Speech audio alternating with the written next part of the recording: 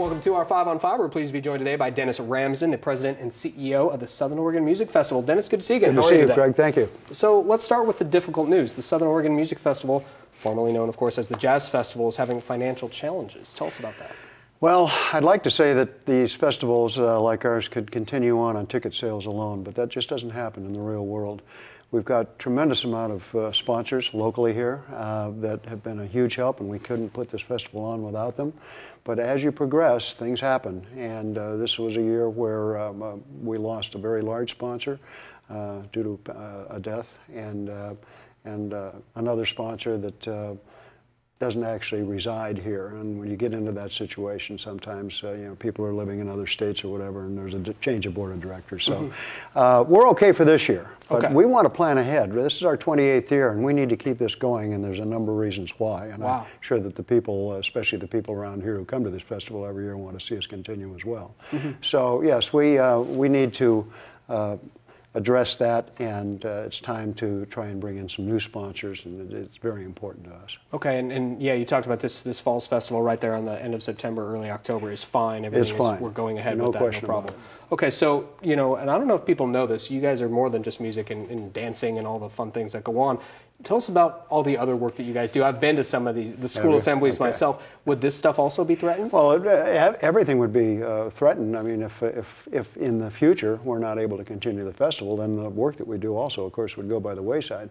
But what we do and have been doing for 28 years, everything we do in this festival goes towards youth music education. That's what it's all about. So for the past 28 years, we've been having school programs, which you're just alluding to. We bring in bands the week before the festival. They visit 30 schools, reach 15,000 kids. The idea, and this is in the elementary and middle school area, the idea is to get these students, young children, involved in music. And we want them to do that because if they do, we know they'll become better students. It's just a statistic that will happen. And it's something they can take through their entire life with them. So we've been doing that for a long time. We get the students involved, we get the teachers involved, we get the principals involved. As you've seen, it's a lot of fun. That is ongoing. But in the last 4 or 5 years, we started a new program, and that's our music instrument donation program, where we are collecting used instruments that people don't need anymore. Usually they need repair. We take care of that part of it as well. We've got some grant money that we get for that. So far we've been lucky in that respect. We work with the schools, instructors. They tell us what they need, and they see that they get into the hands of kids who are in need, who really can't afford that type of thing. So in the last 4 years alone, we've distributed over 200 instruments. That's a lot of instruments. And we just keep going. We work with them. Whatever they want, we try and get for them.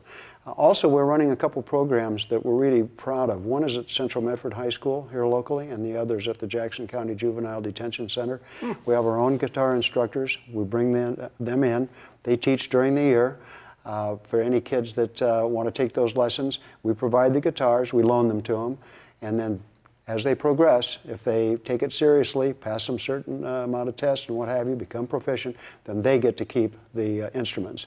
And I can assure you it's made some really life-changing changes in some of those kids over there. We know because we get letters from them thanking us and telling us how it's changed their lives. Very nice. So what can people do to help, and where can they go about making change happen? Well, there's a couple things that can happen. First of all, we're just alluding to the music instrument donation program.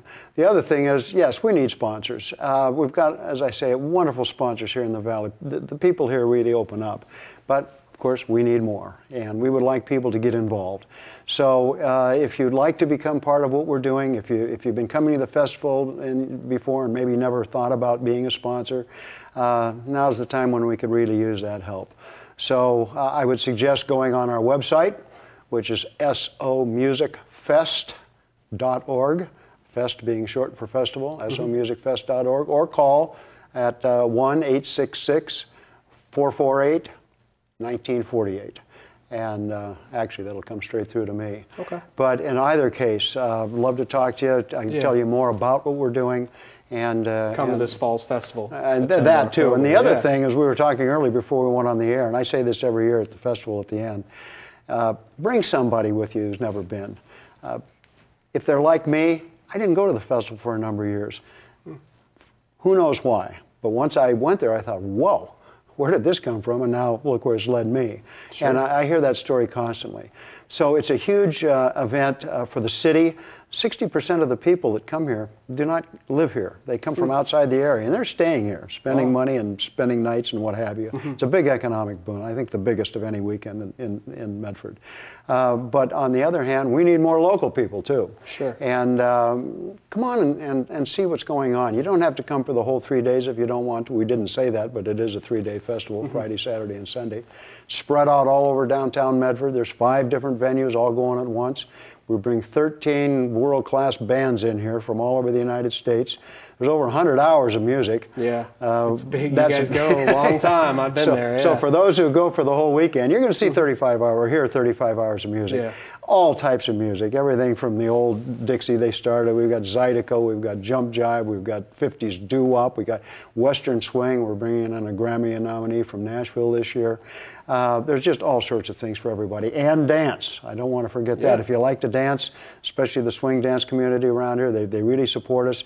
And we have dance floors everywhere, but our biggest dance floor is right across the street at your own Studio C, and we bring in import a dance floor from Las Vegas for the occasion. Wow. And the dancers love it. All right. Well, I wish we had more time, Dennis, and obviously I know this year's festival will be fantastic. Certainly hope it continues in the future. Thank you, Craig. Thank you very much. Stay with us. We'll be right back.